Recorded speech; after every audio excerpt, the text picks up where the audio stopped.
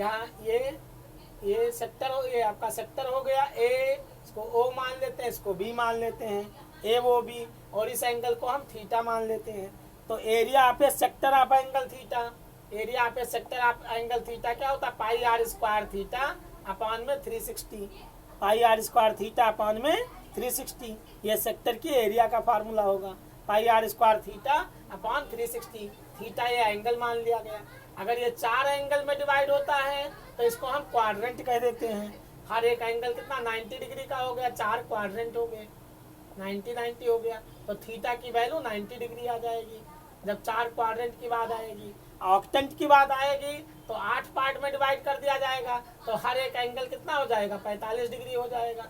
तो थीटा की value 45 degree हो जाएगी। तो क्वाड्रेंट में थीटा की वैल्यू 90 डिग्री हो जाएगी और ऑक्टेंट में थीटा की वैल्यू 45 डिग्री हो जाएगी। 45। हाँ, तो पाई आर स्क्वायर, और जब पूरा सर्कल की बात आएगी तो थीटा कितना हो जाएगा, 360 डिग्री हो जाएगा। जब आप पूरे सर्कल की बात आएगी तो थीटा की वैल्यू कितना हो गया, 360 डिग्री हो गया। समझ में आया? Yes sir.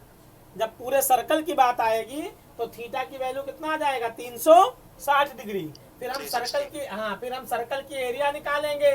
जैसे मान लो पूरे सर्कल की बात आपने किया तो पूरे सर्कल में क्या हो गया, एंगल आपका ये पूरा 360 डिग्री हो गया, तो थीटा इज इक्वल टू 360 हो गया। अब इसकी एरिया निकालोगे, एरिया आप sector of angle theta, area of the sector of the angle theta is equal to pi r square theta upon में 360। ये आ गया पाई आर स्क्वायर थीटा की जगह 360 रखोगे अपॉन में 360, 360 से 360 कैंसिल हो जाएगा, पाई आर स्क्वायर आ जाएगा। यही होल सर्कल की एरिया होती है जो आप पढ़ते आए हो कि area of the whole circle, पूरे सर्कल की एरिया निकालना है तो पाई आर स्क्वायर होती है area of the whole circle. समझ में आया? Yes sir. अब आपको लेंथ ऑफ दी आर्क, अगर मान लो लेंथ निकालना हो फिर आप कैसे निकालोगे, length of the arc sector of the angle theta. जैसे कोई मान लो सर्कल है, ये तो आपकी एरिया का हुआ, एरिया ऑफ दी सेक्टर। आप तो आपको एक फार्मूला मिल गया कि एरिया ऑफ दी सेक्टर, तो लिख सकते हो area of the sector, area of the sector of angle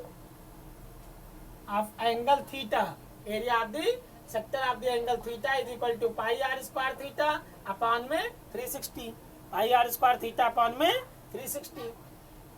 समझ में आया? Yes sir. तो यहाँ ये सर्कल बनाओ, ये सेंटर हो गया ओ ए बी, और ये आपका सेंट्रल एंगल थीटा ले लिया।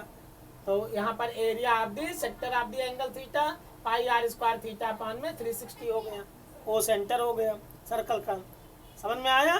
रेडियस को हम आर मान लेते हैं। Yes, sir. रेडियस को आर मान लो, ये आर हो गया, ओ ए ओ बी, एक ही सर्कल की रेडियस बराबर होती हैं। सेकंड केस में क्या होगा, अब हमें लेंथ अगर पता करना हो, इसकी आर्क लेंथ पता करना हो ए बी, तो ए बी को हम क्या बोलेंगे, आर्क लेंथ। ए बी को क्या बोलेंगे, आर्क लेंथ। समझ में आया? Are length.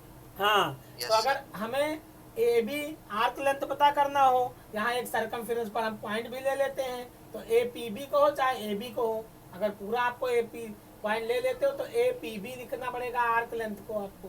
अगर पी सर्कमफेरेंस पर पॉइंट ले लिया तो ए पी बी, 3 हो गए पॉइंट, इनको आर्क लेंथ बोलेंगे। एल, एल मान लो, तो इसकी वैल्यू होती है कि पाई आर, आपका पाई आर स्क्वायर सर्कमफेरेंस के साथ होगा ना, सर्कमफेरेंस पर लिया है, तो 2 पाई आर थीटा अपॉन में 360, ये हो गया आर्क लेंथ का फार्मूला।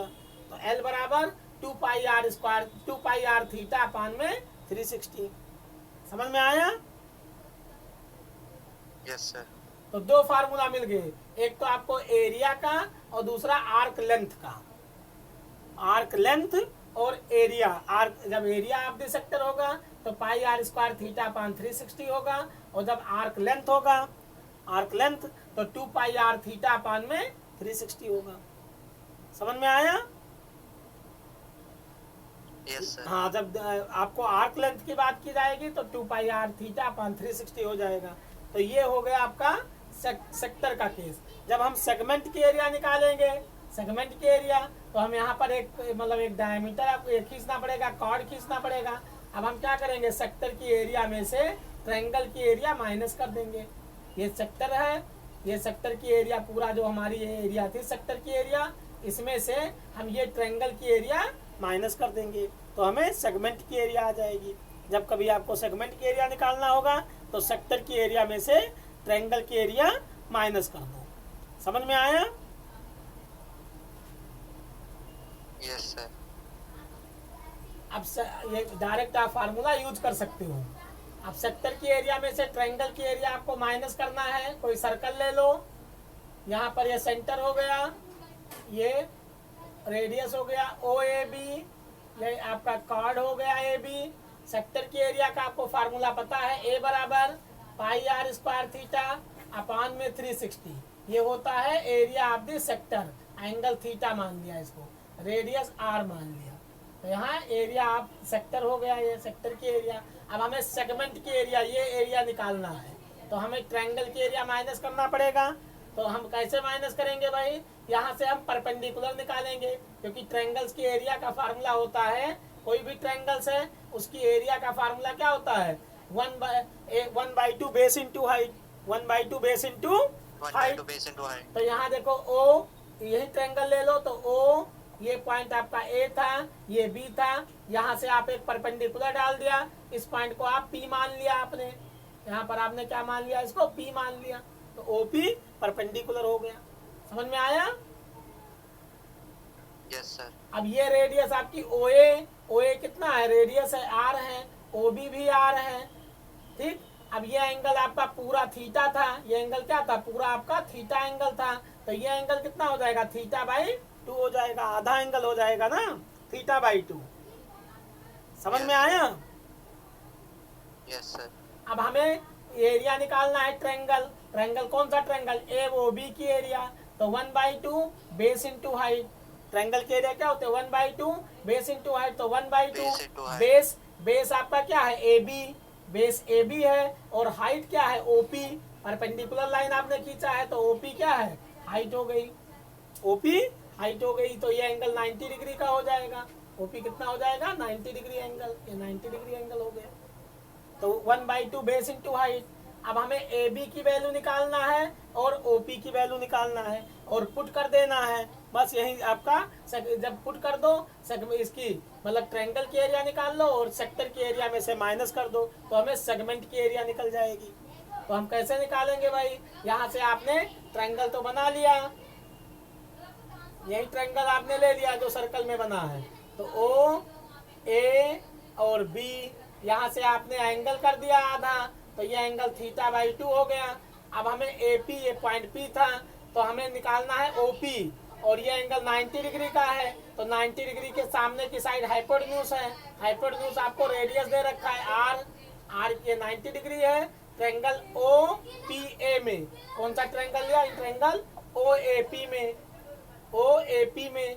अब यहाँ देखो ये एंगल है, एंगल के सामने की साइड परपेंडिकुलर होती है, तो थीटा बाई 2 लेके चल रहे हो तो ये परपेंडिकुलर हो जाएगी। एपी आपकी परपेंडिकुलर हो गई और ओपी बेस हो गई और ओए हाइपोटेन्यूज हो गया। राइट, आपने ट्रिग्नोमेट्री पढ़ा है, तो एपी आपका परपेंडिकुलर है, तो परपेंडिकुलर अपान में हाइपोटेन्यूज, ओए परपेंडिकुलर, एंगल के सामने की साइड परपेंडिकुलर, 90 के सामने की साइड हाइपोटेन्यूज और रिमेनिंग साइड बेस। यही आपने ट्रिग्नोमेट्री में पढ़ा है कि किसी भी ट्रायंगल में 90 डिग्री की, तो ये एंगल 90 डिग्री है, ये 90 डिग्री है, तो 90 डिग्री के सामने की साइड हाइपोटेन्यूज हो गई, तो ओए हाइपोटेन्यूज हो गई, और एंगल आपने थीटा बाई 2 ये एंगल लिया है, तो एंगल के सामने की साइड आप एपी है, तो एपी क्या हो गया? परपेंडिकुलर हो गया, और ओपी बेस हो गया। तो आप लिख सकते हो कि ओपी क्या है? बेस है, और एपी क्या है? परपेंडिकुलर है, परपेंडिकुलर है, और ओए क्या है? हाइपोटेन्यूज है। अलग से लिख सकते हो। अब यहाँ पर इन ट्रायंगल एपी परपेंडिकुलर अपान में हाइपोटेन्यूज, तो परपेंडिकुलर आपको पता करना है एपी, हाइपोटेन्यूज दे रखा है आर, बराबर में साइन थीटा बाई 2 हो जाएगा। एंगल थीटा बाई 2 है तो साइन थीटा बाई 2 हो गया, ठीक। अब एपी बराबर क्या आएगा? तो आर यहाँ पर डिवाइड है, इधर आएगा तो मल्टीप्लाई हो जाएगा, तो आर साइन थीटा बाई 2 हो जाएगा, आर साइन थीटा बाई 2। समझ में आ रहा है? एपी बराबर, यस सर। अब जितना एपी होगा उतना ही पी भी होगा, जितना एपी उतना पी बी, तो पी यहाँ ये r sine theta by two है, ये भी r sine theta by two हो जाएगा। तो ए बी बराबर क्या होगा, 2 इंटू ए पी को 2 से मल्टीप्लाई कर दो, ट्वाइस हो जाएगा। तो 2 इंटू में r sine theta by two, तो ये आ गया आपका 2r sine theta by two, ये वैल्यू हो गई ए बी की। तो ए बी की वैल्यू आपने निकाल लिया, 2r sine theta by to. दिखाई दे रहा है सर? नीचे का नहीं दिखा रहा। देखो अब यस सर। दिखाई दिया? यस सर, दिख रहा है। तो यहाँ पर 2ab is equal to 2r sine theta by two आ गया। अब ए बी आपने निकाल लिया, हमें अब ओपी चाहिए। तो ओपी क्या है, बेस है। आपने राइट एंगल ट्रायंगल लिया है A P O, right angle triangle कौन सा लिया, ए पी ओ में या ओ पी ए में। पी एंगल 90 डिग्री है, ओ पी ए 90 है, ये एंगल थीटा बाई टू। तो इसके सामने की साइड ये परपेंडिकुलर है ए पी, और ये बेस हो गया। अब बेस अपान हाइपोटेन्यूज निकालो। तो बेस क्या है आपका, ओपी। बेस क्या है, ओपी। तो ओपी अपान में ओए, ओपी अपान ओए। तो बेस अपान में हाइपोटेन्यूज बराबर होता है cos theta, cos theta by to. इसको हम मिटा देते हैं, यहां से इसको हटा देते हैं।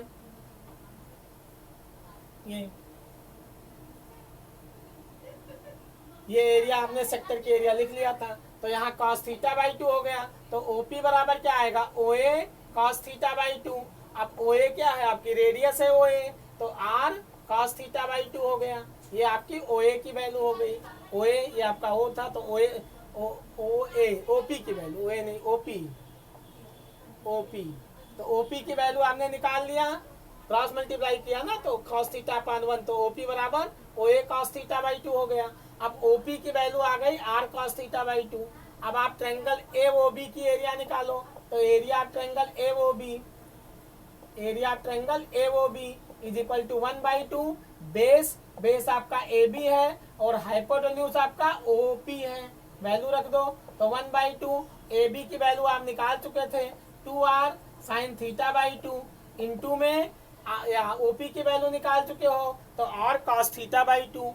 ओपी की वैल्यू कितना आई थी, r cos theta by two. तो यहाँ 1/2 2r sine theta by two into r cos theta by two हो गया। अब 2 से 2 कैंसिल हो गया, तो r square sine theta by two into में cos theta by two, r square sine theta by two into में cos थीटा बाई टू। ये आपका फार्मूला हो गया ट्रायंगल की एरिया का, area of triangle, area of triangle A O B. A O B area की triangle का formula r square sine theta by two into में कॉस थीटा बाई टू। ये आपकी एरिया का फार्मूला हो गया। समझ में आया?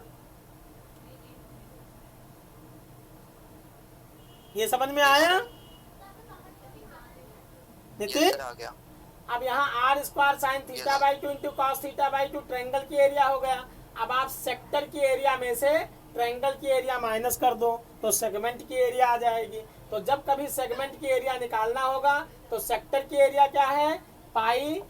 यहाँ पर अब हम एक साथ में लिख देते हैं इसको। तो जब कभी सेक्टर की एरिया सेगमेंट की एरिया निकालना होगा, तो आपको एक फार्मूला मिल गया कि area of segment, area of segment, area of segment, segment की एरिया निकालना है। तो सेक्टर की area pi r square theta upon में 360 माइनस आर स्क्वायर, मतलब एरिया से एरिया ये कौन सा ट्रायंगल, तो r square sine theta by two और इंटू में कॉस थीटा बाई टू। ये फार्मूला मिल गया एरिया ऑफ सेगमेंट का। समझ में आया? Yes sir. तो ये ट्रायंगल की एरिया है। जब ट्रायंगल की एरिया पूछी जाए, तो r square sine theta by two cos theta by two. अब आप इसके आसानी के साथ क्वेश्चन कर सकते हो, कोई भी क्वेश्चन हो आप इस एक्सरसाइज में। जैसे एरिया ऑफ सेक्टर आपको निकालना है, एरिया ऑफ सेगमेंट निकालना है, कोई भी एरिया निकालना हो। जैसे आपको पहला ही क्वेश्चन देखो, find the area of sector of the circle, radius 6 centimetre दिया है, angle of the sector 60 degree दिया है। एक्सरसाइज हम अगली एक्सरसाइज के पहला क्वेश्चन देखो। तो ये सर्कल है, इसमें आपको ये देखो फर्स्ट क्वेश्चन में रेडियस 6 सेंटीमीटर दे दिया गया और सेंट्रल एंगल आपको 60 डिग्री दे दिया। आपको एरिया ऑफ सेक्टर निकालना है, तो एरिया ऑफ सेक्टर क्या होगा, pi r square theta upon 360। Formula रख दो, ए ओ मान लो, इसको बी मान लो, ए वो बी। तो यहाँ वैल्यू रखो, पाई की जगह आपको 22/7 रखना है, कुछ ना दिया हो तो 20/7 रखो। अगर दे रखा है 3.14 तो आप वहीं पुट करोगे।